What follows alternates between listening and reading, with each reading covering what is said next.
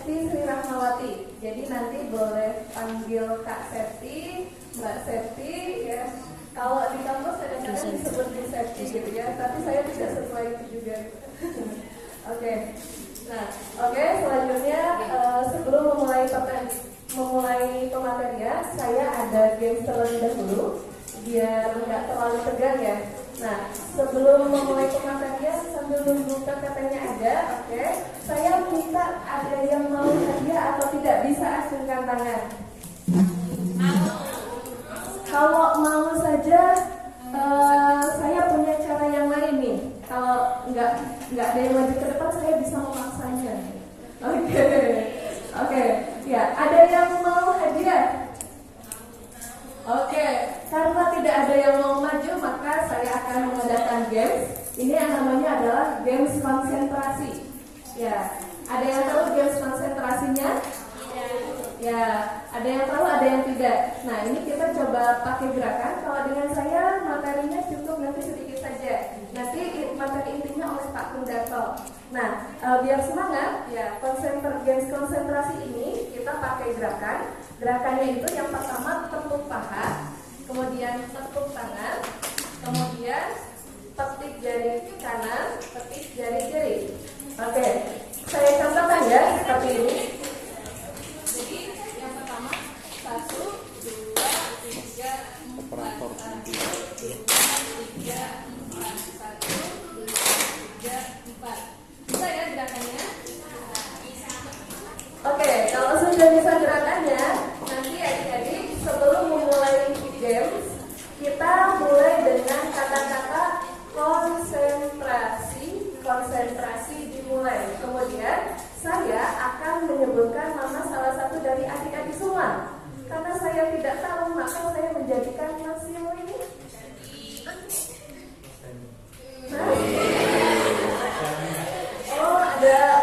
Ada Mas Dani di sini. Jadi saya yang pertama ke Mas Dani itu bukan ada tendensi tertentu ya, karena saya nggak hafal semua di sini.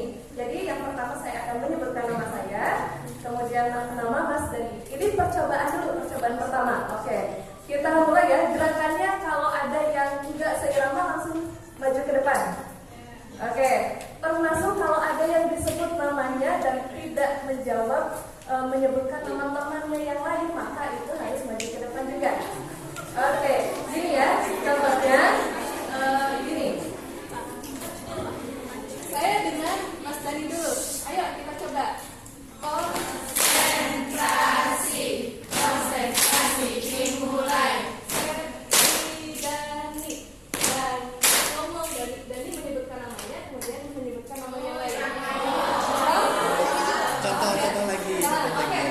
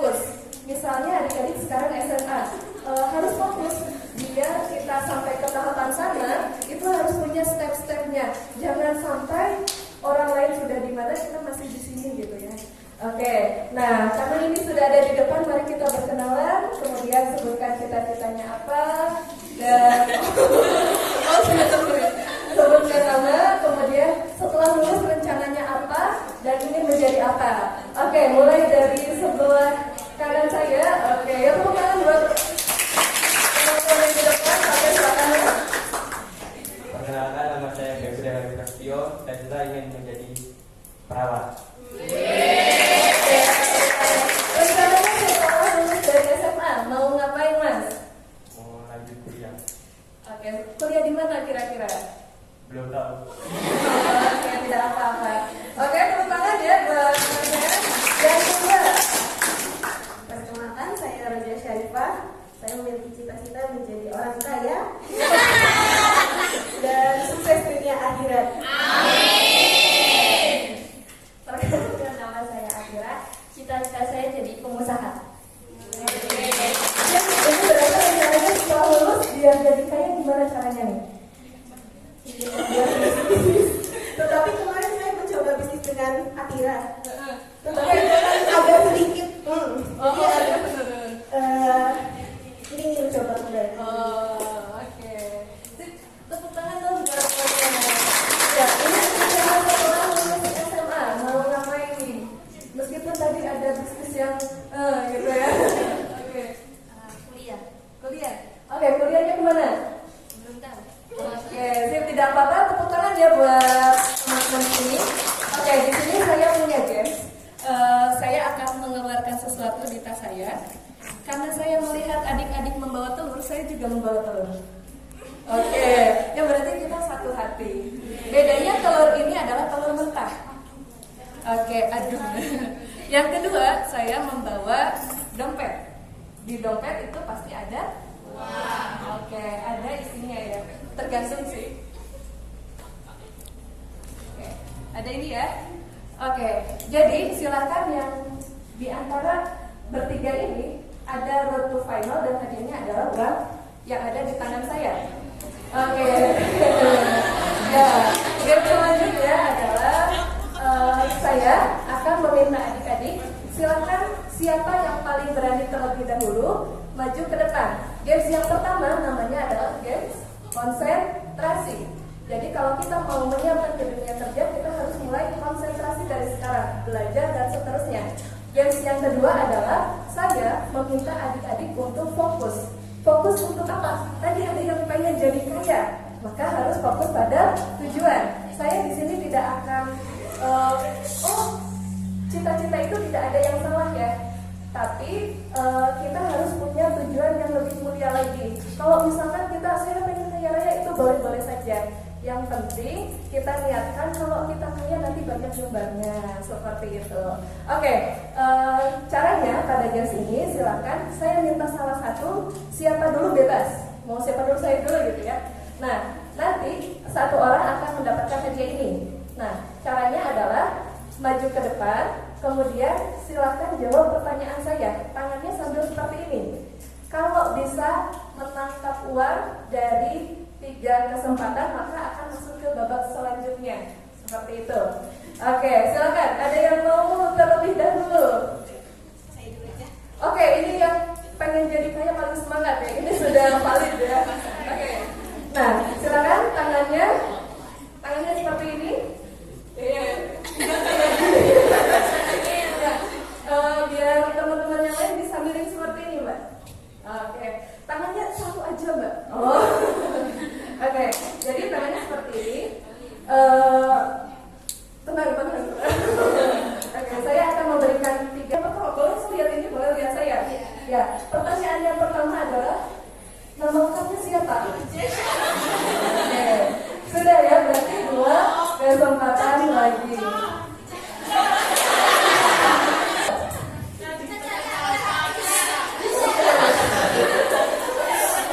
Ini banyak yang diri ya. Oke, kesempatan yang kedua. Tolong sebutkan di mana kamu tinggal.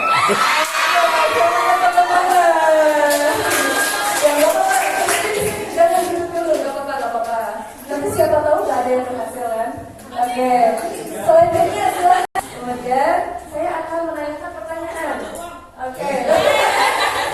Oke, coba sebutkan satu nama teman terdekatmu. Oke, satu kesempatan ya.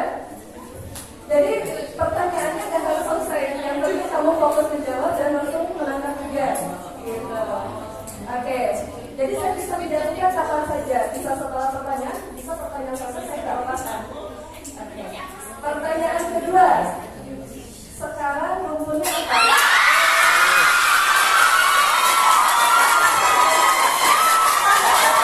Percaya nanti bisa dipecahkan di akhir kegiatan.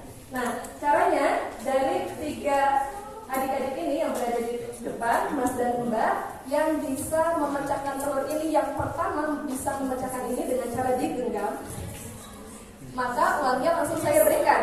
Jadi yang pertama duluan kesempatannya lebih besar. Tapi saya minta bantuan adik-adik menghitung sampai perhitungan ke 10. Jadi 1, 2 gitu. Oke, jadi games ini adalah keberanian. Keberanian. Jadi silakan di antara adik-adik yang paling berani mencoba terlebih dahulu dan berhasil memecahkan, langsung saya kasih. Oke.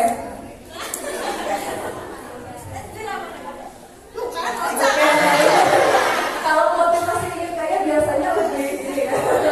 Oke, kalau ingin pecah langsung saya berikan. Oke.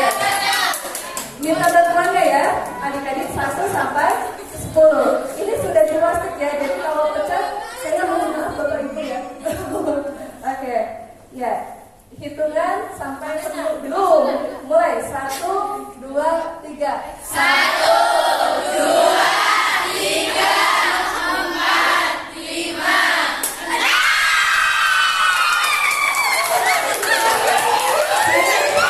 Oke, saya adalah orang yang beruntung, gitu kan? Yang paling berani. Tepuk tangan buat teman-teman. Oke, silakan diambil. Mohon maaf, kenapa? Karena di dunia kerja itu kalian butuh yang namanya keberanian. Tadi teman-teman yang berada di sini bisa jadi adalah partner kerja teman-teman semua, tapi bisa jadi di dunia kerja kalau workernya cuma 1 gimana? Maka akan bersaing. Siapa yang akan mendapat pekerjaan tersebut adalah orang yang pertama adalah orang yang berani. Yang kedua, karena tadi semuanya berani bermain home pimpa. Karena sudah home pimpa, maka ada juga orang yang beruntung seperti itu. Maka untuk konsentrasi, yang kedua fokus, yang ketiga berani, dan apapun yang kita lakukan, semoga kita mendapatkan pertolongan dari Tuhan yang Maha Esa seperti itu. Nah, di sini saya ada sedikit materi. Kita sudah sangat berbeda. Bisa kita lihat di slide berikutnya. Nah, yang pertama, dunia hari ini sangat kompetitif. Kenapa? Karena lowongan kerja itu tidak berbanding dengan jumlah penduduk sekarang. Ada yang tahu jumlah penduduk terbesar di dunia saat ini ada di negara mana? Cina. Itu data tahun 2022. Tapi ternyata di tahun 2023 jumlah penduduk terbesar sudah mulai oleh India. Dan Indonesia itu nomor 4. Dan kita sedang memasuki masa bonus demografi. Artinya apa?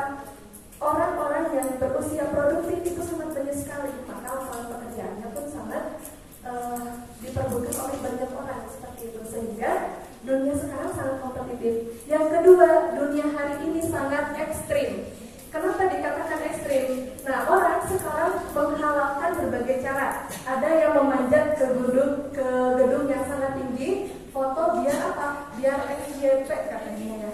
Nah, biar FYP, kemudian ada yang menyebarkan hoax juga.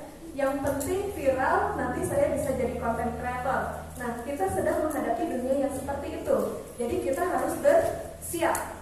Yang selanjutnya, dunia hari ini sangat berbahaya. Bahaya yang pertama, kemarin adik-adik waktu SMP mungkin ya, menghadapi pandemi COVID-19. Bisa dibayangkan berapa banyak orang yang kehilangan pekerjaannya. Nah, kenapa? Karena dunia hari ini sangat terus berdinamika, terus berubah dan menjadi sangat berbahaya. Apalagi di negara-negara Timur Tengah itu ada konflik dan seterusnya.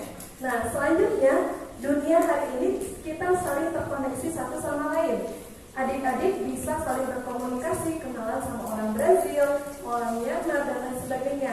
Tapi ini juga tantangan sekaligus peluang. Kenapa? Karena kita bisa lihat di slide berikutnya. Hari ini kita memasuki revolusi 4.0. Artinya adalah hari ini sudah mulai digitalisasi. HP adik-adik semua, smartphone, kita mau makan, tinggal ketik saja ada driver yang datang. Kemudian ada ChatGPT, mau ngerjain soal, nanya ke ChatGPT, tapi itu tidak disarankan. Kenapa? Karena yang namanya AI itu kadang-kadang jawabannya salah juga. Dan kalau kita ketergantungan nanti otak kita yang malah AI-nya tambah pintar, kitanya yang tambah menurun. Seperti itu. Jadi di masa proses pembelajaran harus terus mengasah. Kemudian ada otomatisasi, kemudian ada sistem big data, bahkan data KTP adik-adik itu bisa dicek oleh satu sama lain. Ini bisa menjadi hal yang sangat berbahaya. Tapi kalau kita memanfaatkan big data, misalnya ada yang tadi pengen jadi kaya, kita memanfaatkan, oh di tempat mana yang tingkat stuntingnya itu tinggi, kemudian kita bikin klinik di sana. Nah itu bisa menjadi peluang. Nah jadi meskipun adik-adik di sini ada yang jadi perawat, kemudian apalagi farmasi dan lain sebagainya, tidak menutup kemungkinan nanti adik-adik yang punya. Lewat apa? Lewat big data tadi. Kemudian ada IoT gitu ya, kemudian ada data manajemen, sehingga kita bisa memanfaatkannya sebaik mungkin. Dan ini slide terakhir di hari ini, pekerjaan hari ini ternyata setelah adanya revolusi industri 4.0 itu banyak sekali pekerjaan yang hilang. Kayak gitu. Contoh pekerjaan yang hilang, di antaranya dulu kalau kita mau ke tol itu ada penjaga tolnya, kemudian kita memberikan uang. Tapi sekarang kita tinggal memberikan cash. Seperti itu. Kemudian loket di kereta api. Dulu kalau mau membeli tiket itu harus datang ke sana. Berapa juta pekerjaan yang hilang. Tapi dengan adanya revolusi industri 4.0, kita harus mengenal ada skill yang hadir hari ini. Meskipun banyak pekerjaan yang hilang, ada pekerjaan yang baru. Seperti itu. Meskipun adik-adik di dunia kesehatan ini harus mulai ke kuadran yang di paling kanan. Nah, bisa kita lihat yang pertama dan paling besar kebutuhannya itu adalah kepemimpinan. Kenapa? Kepemimpinan ini bukan berarti adik-adik nanti jadi harus kepala rumah sakit gitu ya. Enggak, tapi bisa memimpin diri sendiri sehingga bisa mewujudkan apa yang dicita-citakan. Seperti itu. Nah, jadi hari ini